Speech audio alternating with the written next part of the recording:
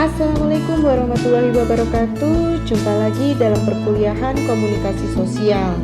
Pada pertemuan sebelumnya kita telah mempelajari tentang interaksi sosial, sikap sosial, motif sosial di dalam komunikasi sosial, serta proses komunikasi.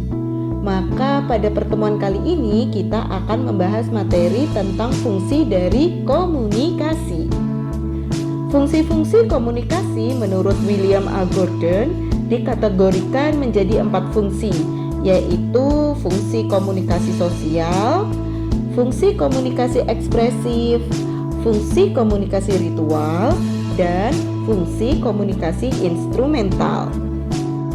Berkaitan dengan komunikasi secara virtual ini, maka media jejaring sosial merupakan sebuah media yang diciptakan dengan tujuan untuk menjalin sebuah jaringan relasi dan menghubungkan satu orang dengan orang lainnya. Apabila dikaitkan dengan kerangka fungsi komunikasi William E. Gordon ini, maka dapat kita definisikan sebagai berikut. Pertama, fungsi komunikasi sosial. Fungsi ini didefinisikan sebagai sarana membangun konsep diri, aktualisasi diri untuk keberlangsungan hidup, memperoleh kebahagiaan, dan terhindar dari tekanan, yaitu melalui komunikasi yang menghibur dan memupuk hubungan dengan orang lain. Fungsi yang kedua adalah fungsi komunikasi ekspresif. Fungsi ini erat kaitannya dengan komunikasi sosial yang dapat dilakukan baik sendiri maupun dalam kelompok. Komunikasi ekspresif tidak otomatis mempengaruhi orang lain, namun dapat dilakukan sejauh komunikasi tersebut menjadi instrumen untuk menyampaikan perasaan-perasaan atau emosi kita. Perasaan-perasaan tersebut dikomunikasikan terutama melalui komunikasi nonverbal.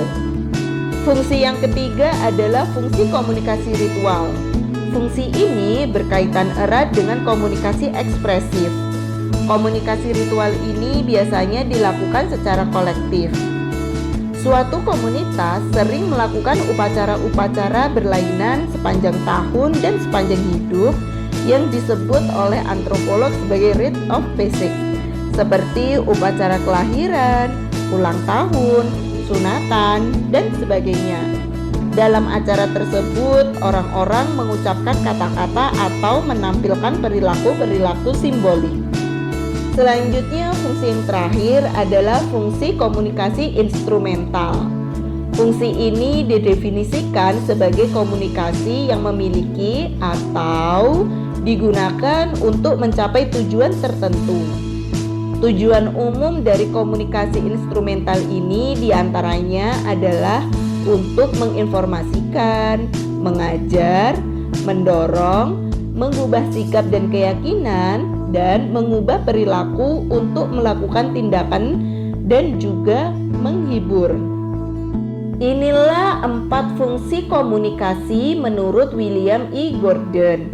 Semoga materi kali ini bermanfaat bagi kalian. Terima kasih. Wassalamualaikum warahmatullahi wabarakatuh.